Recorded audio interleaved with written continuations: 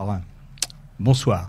Bon, on va commencer, on va faire une émission sur la Palestine en fait, puisque dans un premier temps, on va parler de la tentative de l'État français de dissoudre deux associations sur la Palestine, de solidarité avec la Palestine, qui ont échoué. Ces deux tentatives ont échoué. On vient d'apprendre d'ailleurs que pour le GAL, le groupe antifasciste de Lyon et des environs, ça va être la même chose. Darmanin, vraiment, il termine très mal son mandat.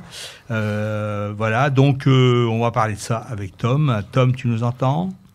Très bien, bonsoir. Bonsoir. Bonsoir Tom. Bon, alors, tu fais partie du collectif Palestine Vaincra de Toulouse. Est-ce que tu peux nous dire un petit peu comment vous avez appris que l'État français essayait de vous dissoudre ? Eh bien, en deux temps. D'abord, en fait, ces menaces de dissolution, elles sont venues de la part du gouvernement israélien et de ses supporters en France. En février 2021, le ministère de la Sécurité intérieure Benny Gantz israélien avait classé comme organisation terroriste en Israël le réseau Samidoun, auquel nous appartenons, ainsi que le collectif.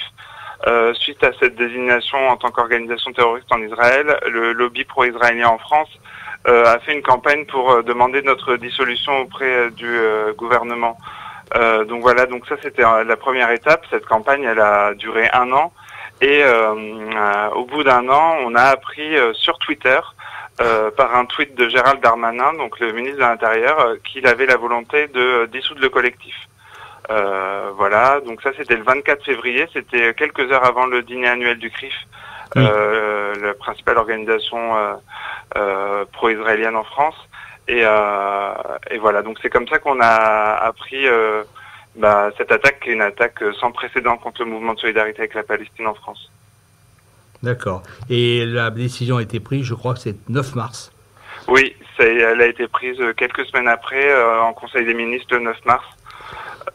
Voilà, avec des accusations à la fois mensongères, outrancières, des calomnies, etc.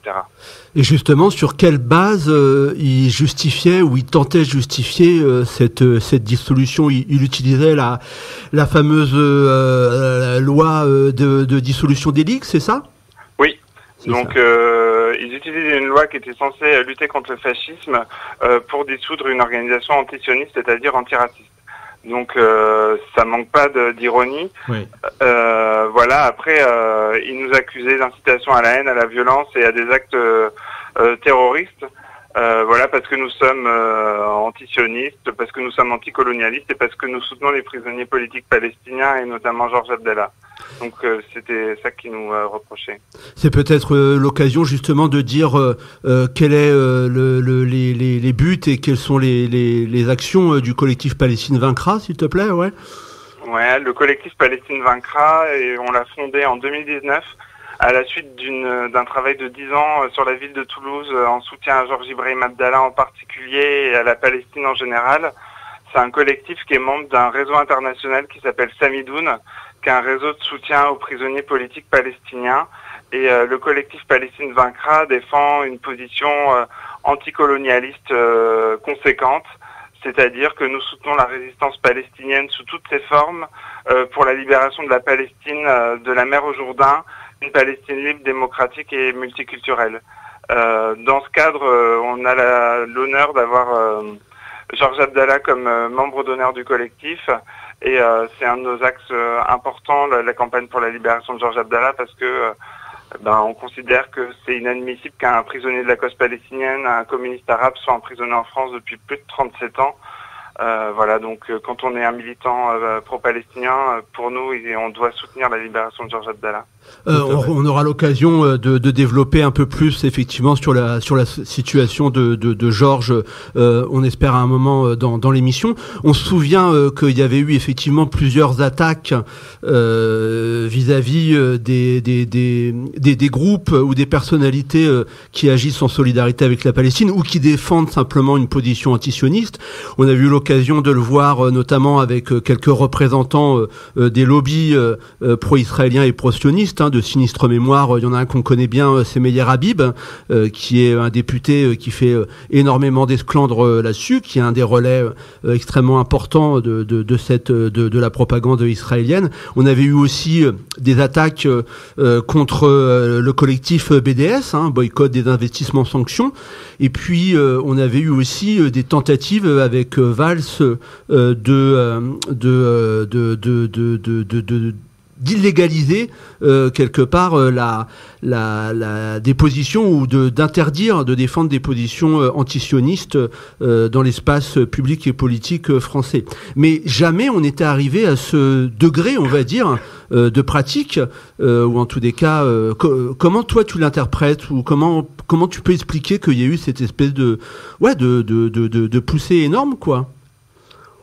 Pour nous, il y a deux phénomènes parallèles. Il y a d'abord une radicalisation autoritaire du gouvernement Macron, qu'on a vu dans le cadre de la répression des manifestations, qu'on a vu dans le cadre de l'adoption de lois liberticides, la loi sur le séparatisme et la loi sécurité globale, avec un enseignement de dissolution d'associations et de groupements de faits extrêmement important, en particulier des organisations musulmanes et antiracistes.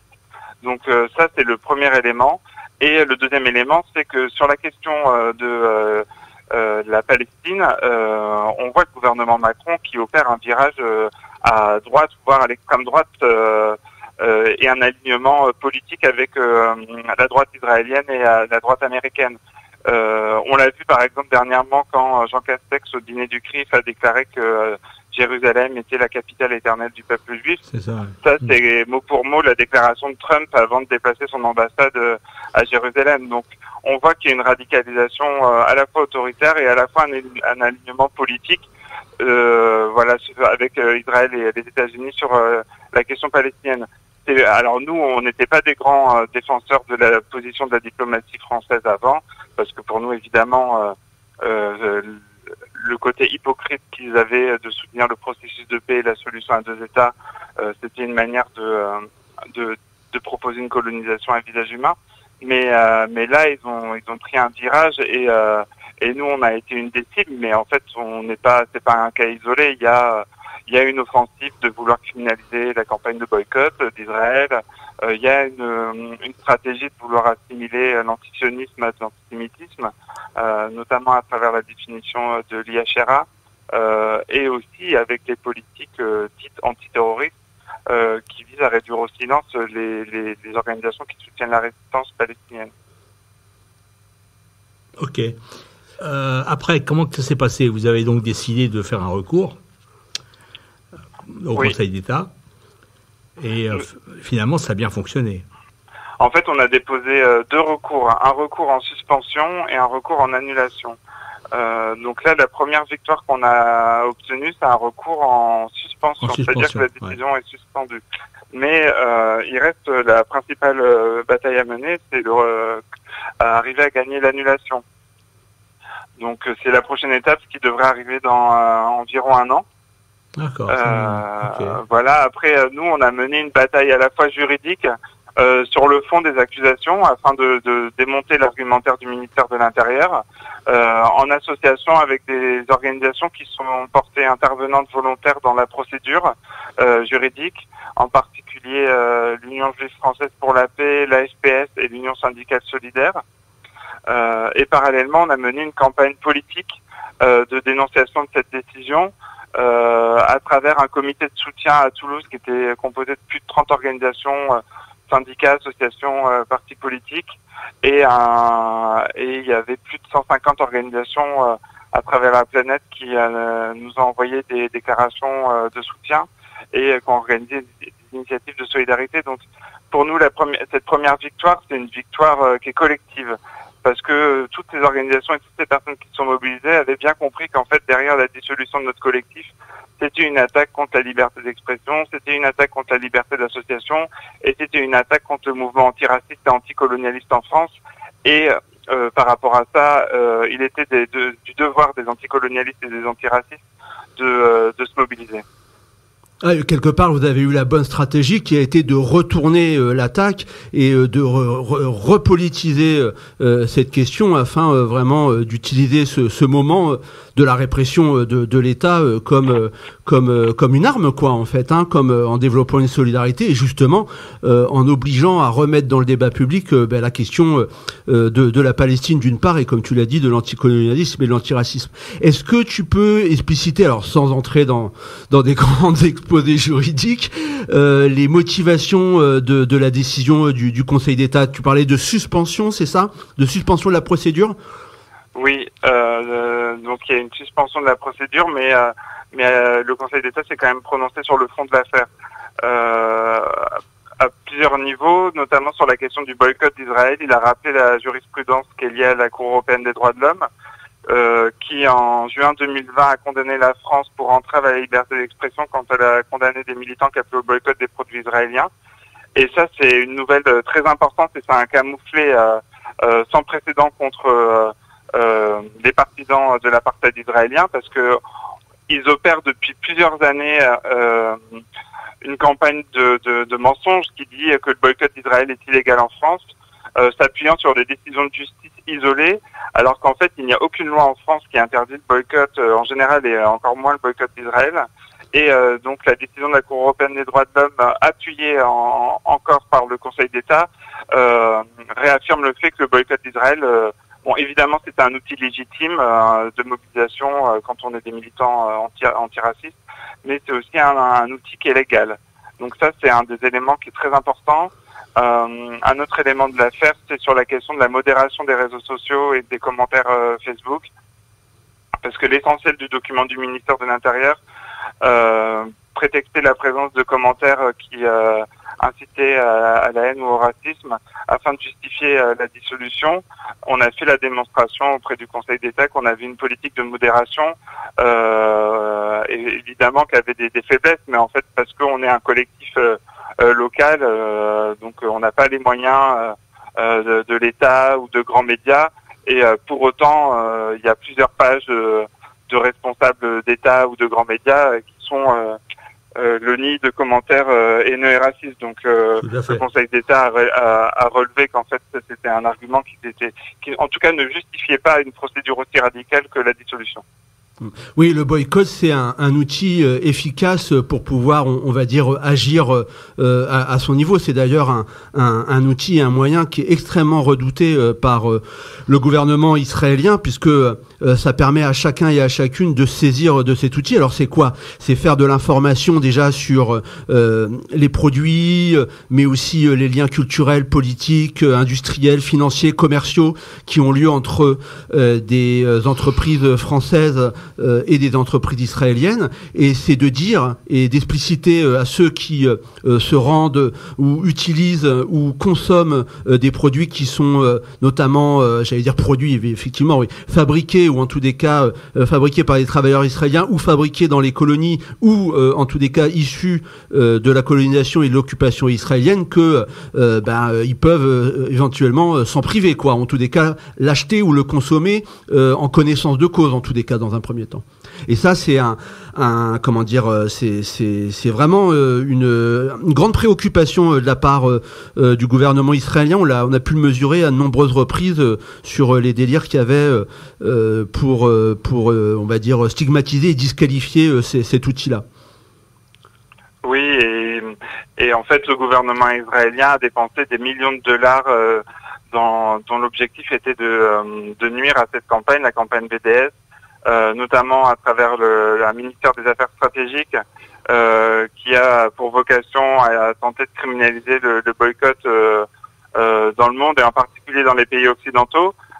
Mais en dépit de ces attaques, on voit que le mouvement de boycott, c'est un mouvement qui est croissant, voilà, et qui se développe en France, mais qui se développe aussi, par exemple, en Amérique du Nord, aux États-Unis et au Canada, où il y a notamment dans les campus universitaires nord-américains des campagnes importantes de boycott pour que les universités américaines et canadiennes se désinvestissent de contrats avec des firmes israéliennes.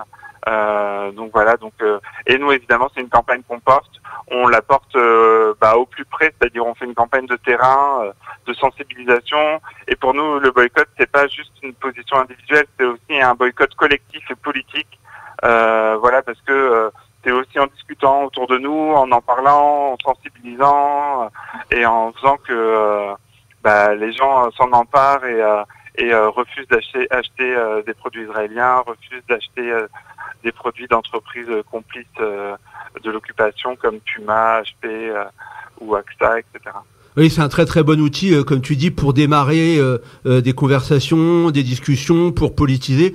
Et puis en plus, ça crée, on va dire, un lien direct avec le mouvement palestinien lui-même, puisque c'est une campagne qui est d'abord initiée et portée, par les Palestiniens eux-mêmes, et qui a été lancée par Barghouti et ses camarades. Oui, et en fait le boycott palestinien d'Israël et des produits sionistes, c'est une campagne qui existe depuis près d'un siècle, qui a commencé dès le début de la colonisation sioniste en Palestine. Donc depuis le début de la résistance palestinienne, il y a un boycott palestinien, un boycott arabe et un boycott international, qui a été redynamisé par l'appel de 2005 de la société civile palestinienne et qui aujourd'hui s'intensifie et se développe. Et il s'intensifie, se développe d'autant plus quand on voit l'hypocrisie occidentale sur la question du boycott, pour qui ça pose pas de problème d'appeler au boycott de la Russie ou de la Chine, parce qu'ils ont des intérêts économiques, diplomatiques ou politiques qui sont divergents. Mais par contre, quand il s'agit d'appeler au boycott d'un allié stratégique de la France, c'est-à-dire Israël, là tout le monde trouve ça scandaleux. Donc au regard de l'évolution de la situation et de la politique française en la matière, les gens sont de plus en plus sensibles vis-à-vis du boycott d'Israël et voient très bien qu'en fait à la fois le chantage à l'antisémitisme, à la fois la politique de criminalisation du boycott, ce sont juste des tentatives afin de réduire au silence les supporters du peuple palestinien et de la justice. Et c'est pour ça justement qu'il faut utiliser toutes les occasions possibles pour pouvoir publiciser ce boycott et de dire que c'est bien de regarder la télé et de se sentir solidaire des Palestiniens, du peuple palestinien, mais qu'on peut aussi agir concrètement, directement. C'est assez simple, il y a tout un tas d'informations qu'on peut choper sur le net et sur votre site, mais les produits où il y a des petites étiquettes Jaffa, etc. Si possible, non, c'est pas possible. De toute façon, quand tu fais tes courses, la provenance c'est marqué, Israël. Oui, normalement, oui. Il y a des codes barres aussi parce qu'ils sont aussi intelligents. Il faut faire attention parce que de temps en temps, il y a des produits qui sont trafiqués par le Maroc. C'est-à-dire qu'ils ont ils ont le numéro du Maroc. En fait, c'est des produits qui viennent d'Israël. Oui, notamment c'est le cas pour l'entreprise Méadrine, qui a des contrats avec le Maroc et du coup il y a par exemple des avocats Méadrine qui sont étiquetés Maroc mais qui en fait sont distribués par une entreprise israélienne, donc il faut aussi en tout cas nous on appelle aussi à boycotter ces produits-là. Alors tu disais au niveau juridique donc il va y avoir une certaine période qui va s'écouler, environ 1 an, c'est ça tu parlais, et quelle va être ensuite va y avoir l'examen du Conseil d'État sur la possible dissolution, qu'est-ce qui va se passer il va y avoir une nouvelle audience du Conseil d'État sur pour l'annulation ou non de la dissolution du collectif. Avec une discussion sur le fond des arguments portés par le ministère de l'Intérieur. Après, nous, on a bon espoir que le Conseil d'État reconnaisse que cette dissolution était inappropriée et que c'était une attaque liberticide contre la liberté d'expression et d'association. En tout cas, c'est ce qu'elle a commencé à dire en adoptant la suspension de la procédure. Ouais, c'est ce qui semble dans les arguments qui sont évoqués, utilisés, employés par le Conseil d'État, c'est que oui, ça rentre pas dans les clous, dans les bornes de la loi qui était utilisée par Darmanin. Bon, dans l'attente, on va utiliser tous les moyens possibles pour publiciser l'affaire et justement faire ce que ne veut pas le gouvernement français et Darmanin, c'est-à-dire parler de la Palestine et de la situation d'apartheid et du colonialisme israélien. On a eu l'occasion là depuis quelques jours de revenir, enfin les médias en l'occurrence, sont revenus sur la situation palestinienne suite à l'assassinat de la journaliste d'Al Jazeera, Shirin Abu Akleh, et de ses obsèques qui ont été plus que tourmentées, puisque la police a attaqué le cortège funéraire. Et les porteurs. Ouais, et les porteurs à l'intérieur de l'hôpital Saint-Louis, qui est un hôpital normalement sous contrôle français. Mais bon, évidemment, ce fait divers et cet assassinat, il est bien évidemment révoltant, mais il conclut, enfin en tous les cas il conclut, il illustre la reprise d'une politique extrêmement agressive depuis maintenant 1 an. Contre les territoires occupés, contre la Cisjordanie, contre Jenin, etc. Est-ce que tu peux nous donner quelques éléments d'actualité sur ce qui se passe depuis les incidents sur l'esplanade des mosquées, puis depuis quelques mois en Palestine, s'il te plaît? Eh ben, on voit en fait une intensification à la fois de la colonisation et du nettoyage ethnique, donc de la colonisation en Cisjordanie occupée, où notamment dans la région de Masafer Yatta, il y a le projet d'expulsion de plus de 1500 Palestiniens, qui est en fait le plus grand nettoyage ethnique en Palestine depuis la guerre de 1967, la Nakba. Donc voilà, donc ça c'est quelque chose qui est très important, et il y a les Palestiniens de cette région qui se mobilisent contre ce nettoyage ethnique et qui appellent la communauté internationale à se mobiliser. Donc il y a cet élément-là. Il y a aussi un autre élément, c'est qu'il y a le projet de 4000 nouvelles implantations en Cisjordanie occupée qui ont été validées par les autorités israéliennes.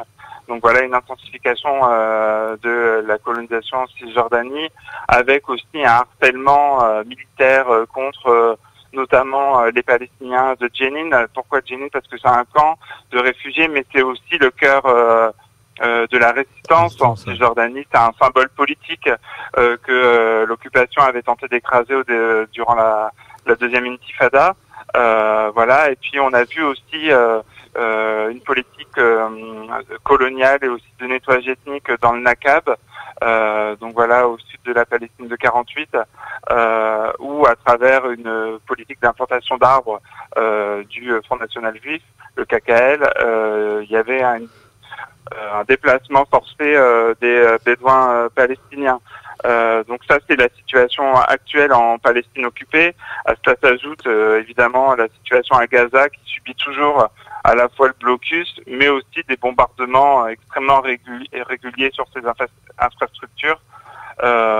Et en parallèle, il y a la politique dans les territoires de 48 d'apartheid contre les Palestiniens, qui a été encore dénoncée par Amnesty International et différentes ONG de renommée mondiale.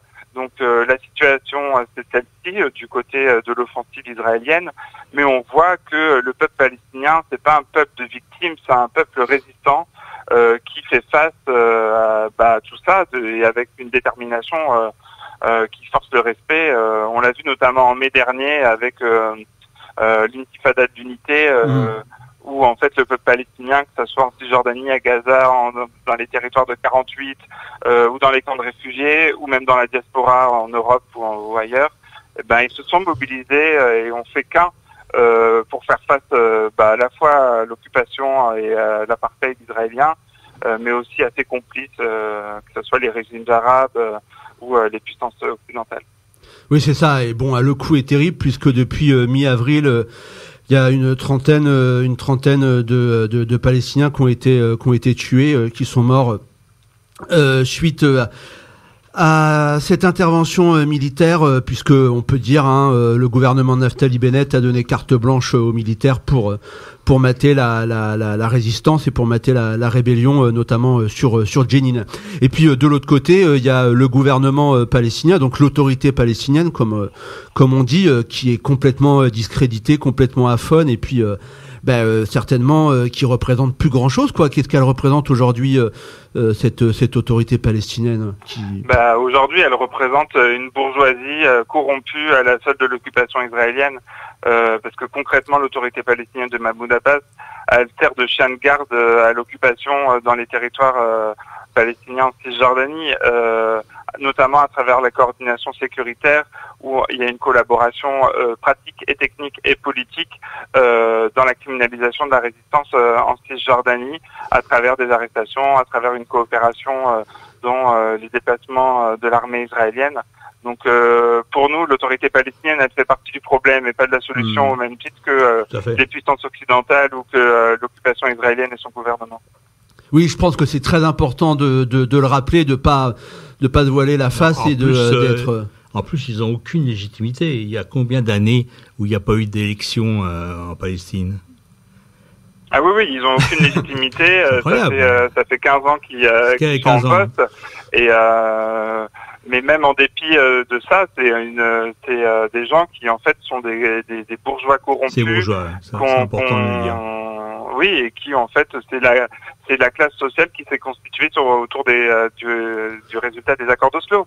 C'est qu'en fait les accords d'Oslo ont favorisé le développement de cette bourgeoisie qui a en fait intérêt à collaborer avec l'occupation israélienne au détriment de la grande majorité du peuple palestinien qui subit de plein fouet les résultats de la politique d'occupation. C'est ça, avec en plus un silence complet là-dessus. Tu l'as dit de façon de collaboration, quoi. Faut utiliser le mot sur la situation de Jérusalem-Est et les assauts répétés et réguliers du sionisme religieux sur les symboles religieux et culturels du peuple palestinien, quoi.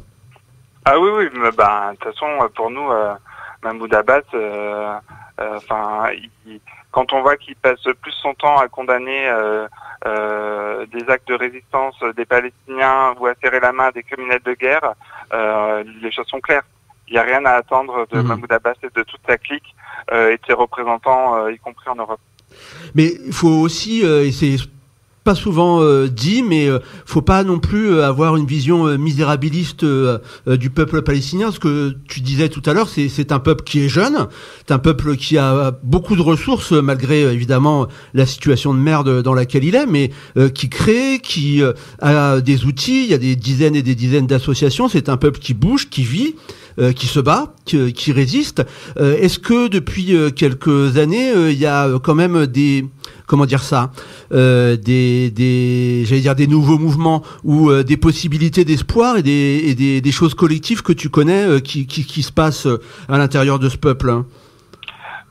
Oui, par exemple, notre collectif, il est partie prenante d'une initiative qui s'appelle Mazar Badil, le mouvement alternatif palestinien pour la voie révolutionnaire, qui est un mouvement qui regroupe des Palestiniens à la fois de Palestine occupée, mais aussi des camps de réfugiés et de la diaspora, et qui en fait organise principalement des jeunes Palestiniens dont l'objectif est de revenir aux principes politiques fondamentaux du peuple palestinien et de sa résistance à l'origine, c'est-à-dire une résistance anti-impérialiste, conséquente, qui porte un projet libérateur et émancipateur pour le peuple palestinien, c'est-à-dire une Palestine libre et démocratique de la mer au Jourdain. Donc ça, c'est par exemple l'initiative de Mazar Badil, c'est quelque chose qui est important et significatif et qui est novateur dans la période et qui montre en fait qu'il y a une jeunesse qui à la fois se politise, au vu de la situation, et qui cherche des débouchés, parce que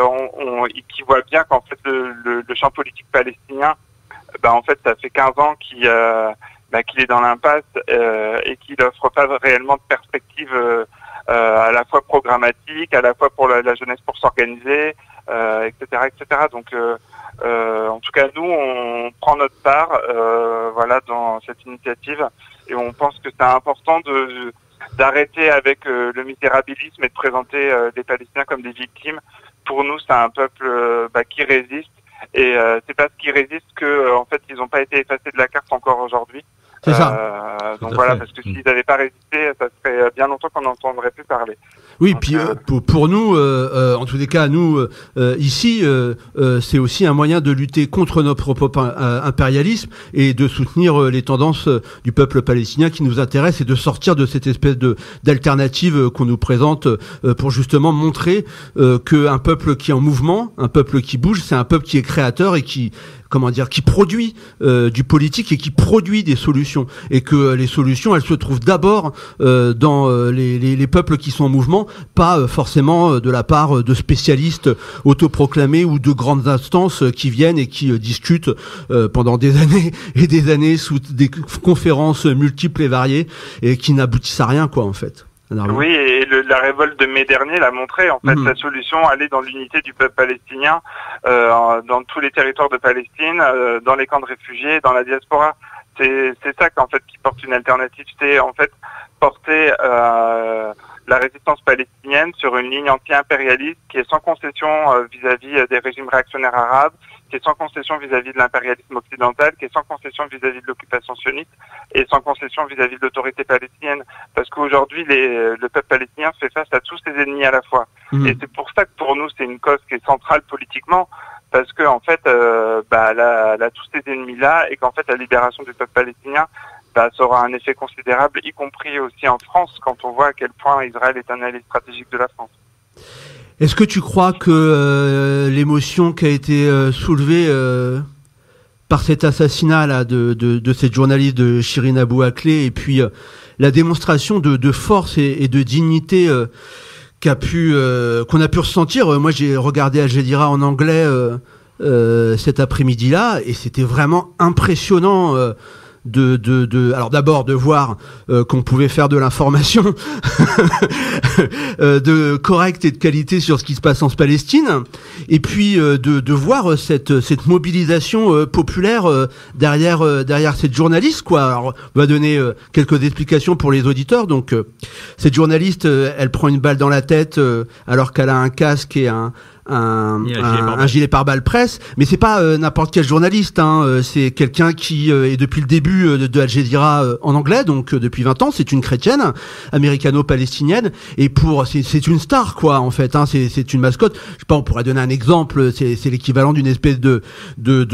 Christine O'Krent, quoi, comme ça, mais qui va sur le terrain, qui va sur le terrain, qui reste pas derrière son bureau, quoi. Donc en termes de puissance de symbole, c'est vraiment quelqu'un que les Palestiniens voyaient et que le monde arabe voyait tous les jours à la télévision, quoi.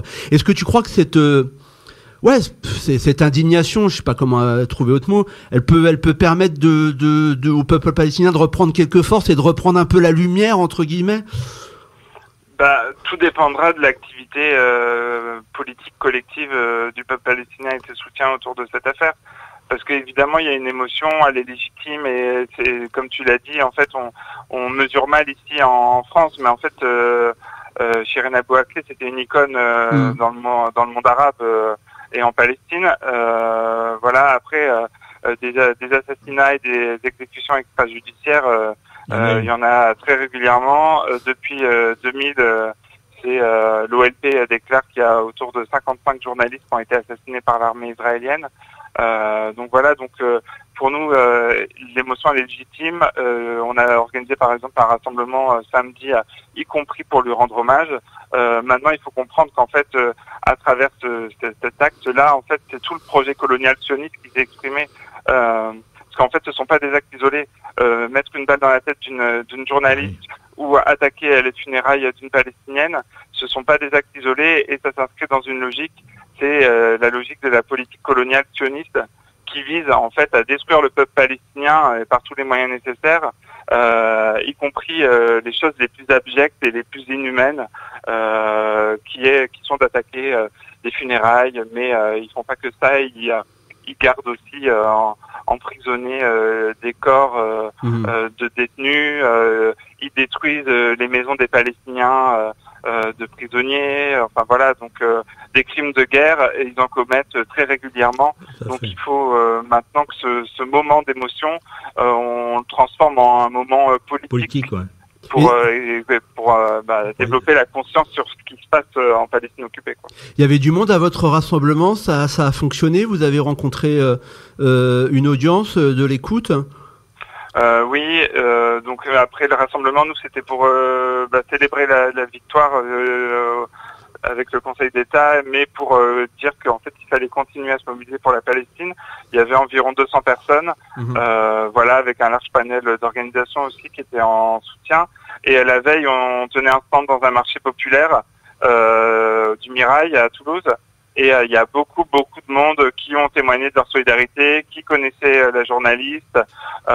Donc voilà, ça ouvre aussi des discussions et des perspectives, voilà, parce qu'en fait, les choses changeront quand on sera acteur de la solidarité, quoi. Alors, je te propose on va faire une pause musicale, on va écouter Marcel Khalife, normal. Et on va te laisser reprendre ton souffle et puis on consacrera la dernière partie de notre émission à Georges Ibrahim Abdallah et à la situation de ce prisonnier. À tout de suite.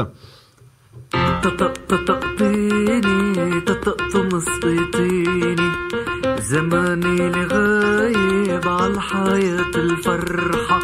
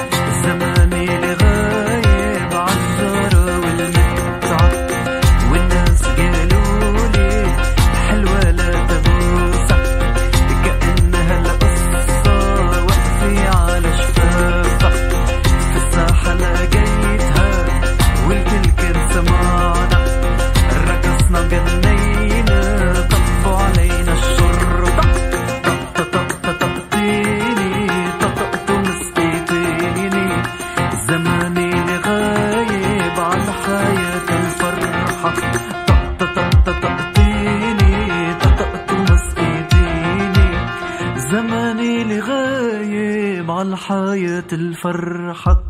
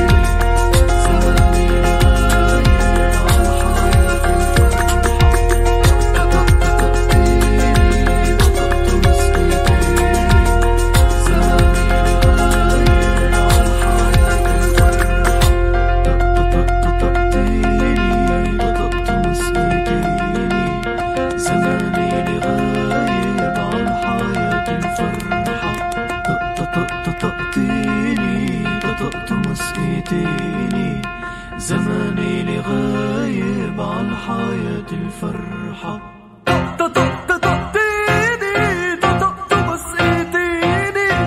زماني لغايب عن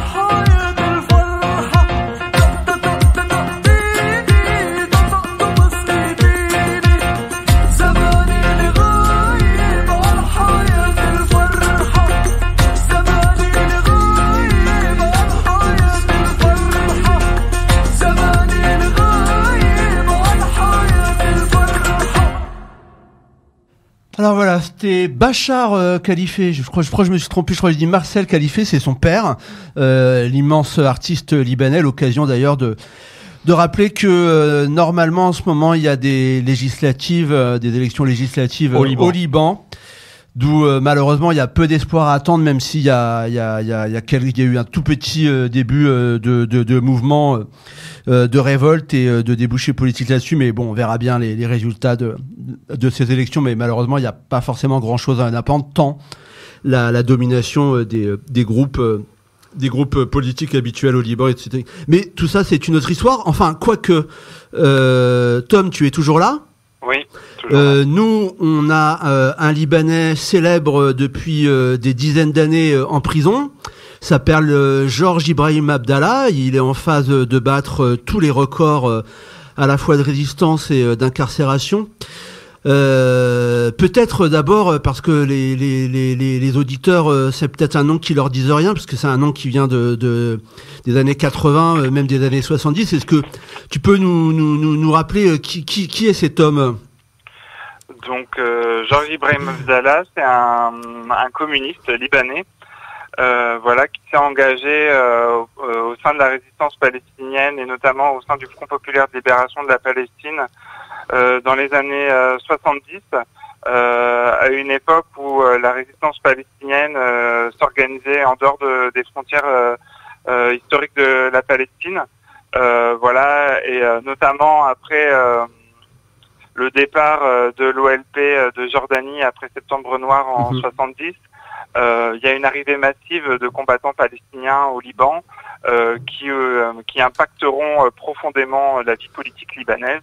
Et dans le cadre de cette dynamique, Georges Abdallah, qui est un jeune adulte, s'engage au sein de cette résistance palestinienne et du FPLP, comprenant qu'en fait le sort du peuple libanais est lié au sort du peuple palestinien et qu'ils ont un ennemi commun, c'est-à-dire l'impérialisme et le sionisme.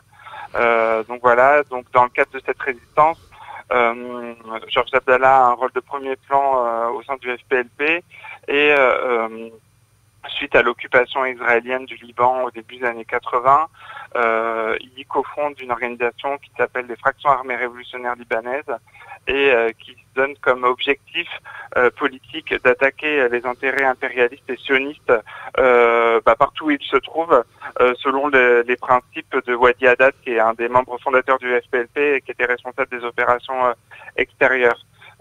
Du coup, dans le cadre de cet engagement militant, Georges Abdallah est arrêté à Lyon le 24 octobre 1984 et sera condamné pour complicité dans l'exécution d'un agent du Mossad et d'un agent de la CIA au début des années 80 en France.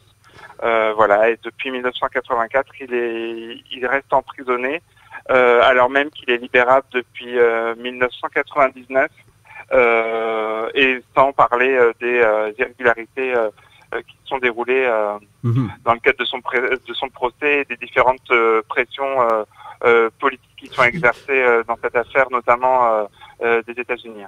Je me permets d'ajouter quelque chose sur le choix de la stratégie et de la lutte armée. Alors, c'est des choses qui aujourd'hui peuvent étonner les auditeurs ou les gens qui s'intéressent à la situation.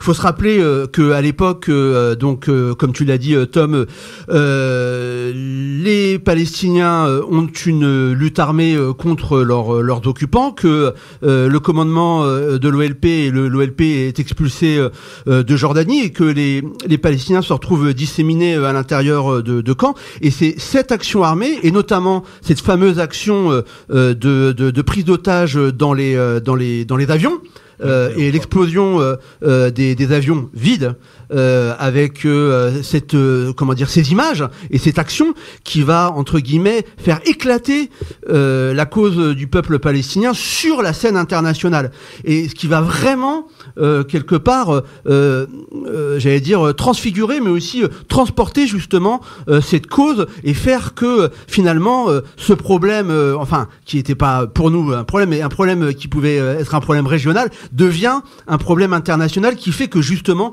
la communauté communauté internationale, comme on dit, est obligée de s'en saisir. C'est pour ça aussi que le choix d'Abdallah et de son organisation était aussi d'utiliser cette stratégie, quoi. C'est pas quelque chose qui tombe du ciel ou qui est complètement, on va dire, illuminé, quoi. Parce que aujourd'hui, quand on parle de ça, les gens regardent toujours à des gros yeux. Bon, voilà, ça c'était pour la précision. Donc depuis 1984, il est emprisonné. Il avait été condamné à quelle peine, Tom ?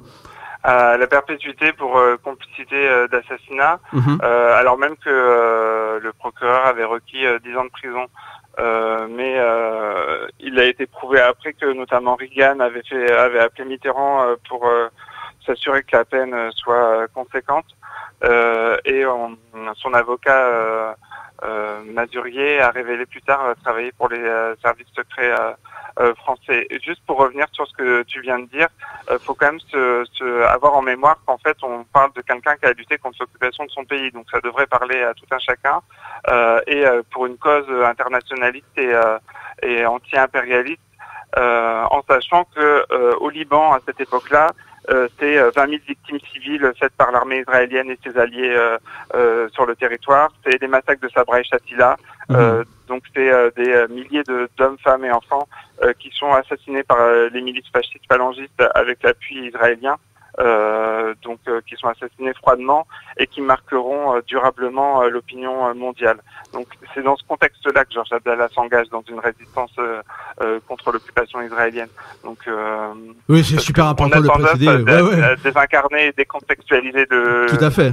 l'engagement, en fait, c'est aussi un engagement vital en fait pour le peuple palestinien et libanais qui est l'engagement dans la résistance. Mais tu sais bien que ce sont ceux qui commandent qui décident qui sont les résistants et qui sont les terroristes, quoi. Voilà. Exactement. Voilà. Donc 1984, donc il attaque sa 38e année. Comment on peut rester 38 ans en prison en France ? Comment c'est possible ? Alors, je te pose j'ai la réponse, moi, mais je te pose la question naïvement. En fait, ce qui est clair, c'est qu'il y a un chantage au reniement qui est opéré contre Georges Abdallah. Donc, c'est possible parce que, en fait, Georges Abdallah demeure ce qu'il est et ce qu'il a toujours été, c'est-à-dire un combattant communiste, un intellectuel arabe, un révolutionnaire internationaliste. Et c'est ça que le gouvernement français lui fait payer. Parce que, depuis 99, il a fait 8 demandes de libération conditionnelle, dont certaines ont été acceptées par la justice française, mais bloqué notamment en 2013 par le ministère de l'Intérieur de l'époque, qui était Manuel Valls. Voilà, parce que la décision de libération était conditionnée par la signature d'un arrêté d'expulsion du ministère de l'Intérieur. Donc, c'est possible d'être emprisonné encore au bout de 37 ans, bientôt 38, voilà, par décision politique. Georges Abdallah, c'est un prisonnier politique et c'est même le plus ancien prisonnier politique d'Europe. Dans le pays qui se dit le pays des droits de l'homme. Ouais, bien sûr. Ça ne manque pas de rappeler la vraie nature du gouvernement et de l'État français qui a un État réactionnaire et impérialiste. Ouais, bien sûr, cette vieille fable qu'on raconte pour faire dormir les adultes, la France, le pays des droits de l'homme. Pour bien expliciter, tu l'as très bien dit, mais je le souligne pour mesurer l'absurdité du truc. C'est-à-dire que juridiquement, Abdallah peut être libre. Il suffit qu'un des ministres de l'Intérieur signe un arrêté d'expulsion. D'autant plus que le Liban est tout à fait d'accord pour accueillir Abdallah. Là-dessus, il n'y a pas de problème. Donc voilà, aujourd'hui, la liberté d'un homme, elle est conditionnée, tu l'as dit, à une décision politique, quoi, en fait.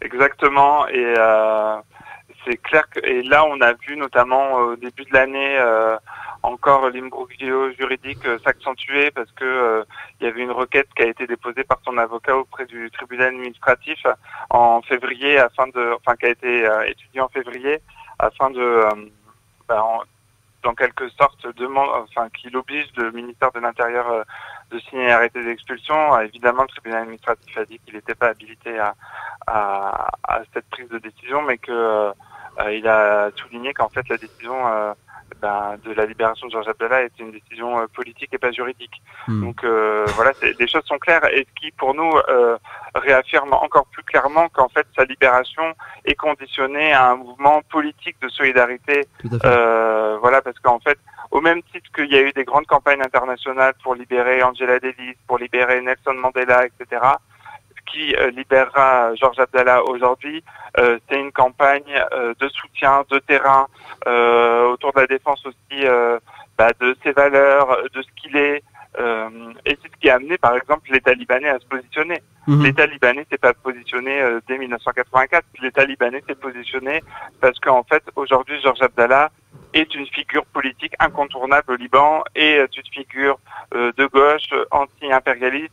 Par exemple, son portrait était brandi pendant les révoltes d'il y a quelques années contre la vie chère. Donc, et Macron avait été pris à partie lors de sa minable visite après l'explosion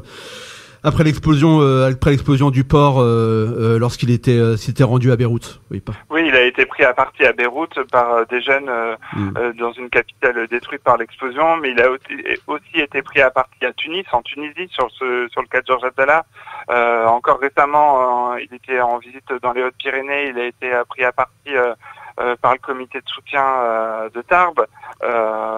Voilà, il y a une campagne internationale qui grandit en France, mais un peu partout dans le monde. Et pour nous, c'est le levier principal pour sa libération. Et c'est en tout cas ce à quoi on travaille avec acharnement. Et c'est ce pourquoi le gouvernement français a voulu aussi nous réduire au silence à travers la dissolution, parce que c'est explicitement mentionné dans le décret de dissolution.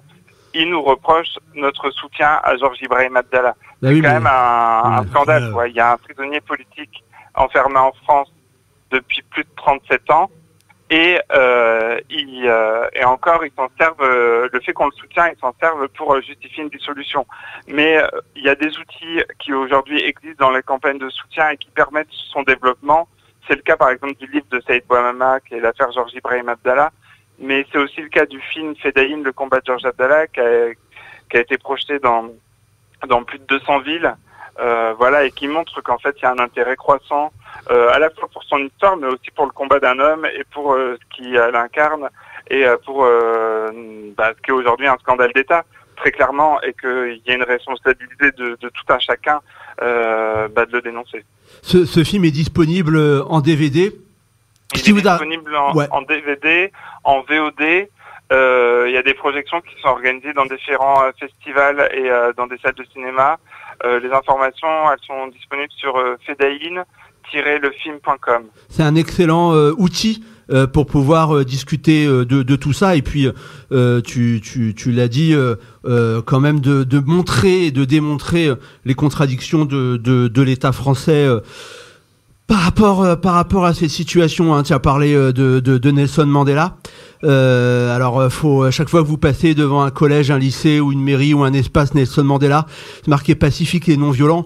C'est pas vrai. Nelson Mandela, il a été le dirigeant de l'organisation armée de l'ANC. Ça s'appelle l'UWE. Faut jamais l'oublier ça. Encore. Mais on le répète. Ce sont ceux qui commandent, qui décident qui sont les résistants et qui sont les terroristes. Tom, il nous reste 2-3 minutes. Est-ce que tu pourrais nous donner quelques outils pour pouvoir se tenir au courant des actions du collectif Palestine Vaincra? On rappelle que l'émission est diffusée à Toulouse, donc c'est chez vous, donc il faut en profiter. Et puis comment on peut faire pour vous soutenir et puis pour vous rejoindre s'il y a des gens qui écoutent et qui ont envie de s'impliquer un peu plus, quoi? Eh bien, on peut aller sur notre site internet qui est palestinevaincra.com. Voilà, on invite tout le monde à relayer nos articles, à relayer nos campagnes, etc. On invite aussi les gens à aller sur samidoun.net, qui est le site de notre réseau international. Et voilà, par exemple, il y a Samidoun qui existe en région parisienne. Donc, s'il y a des gens qui sont intéressés, qui n'hésitent pas à les contacter. Et puis après, pour nous, le soutien qui est le plus important, c'est que chacune et chacun développe dans sa ville, dans son quartier, la campagne de boycott d'Israël, la campagne pour la libération des prisonniers politiques palestiniens et notamment Georges Abdallah, la campagne de défense et de soutien du peuple palestinien et de sa résistance, lutter contre la criminalisation de la solidarité avec la Palestine, etc.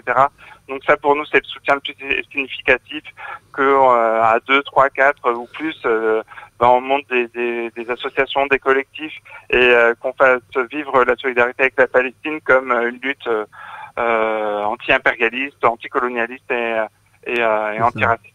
Oui, c'est ça. Il n'y a pas besoin forcément d'être super carré, super au point avec 2-3 potes, 2-3 copains.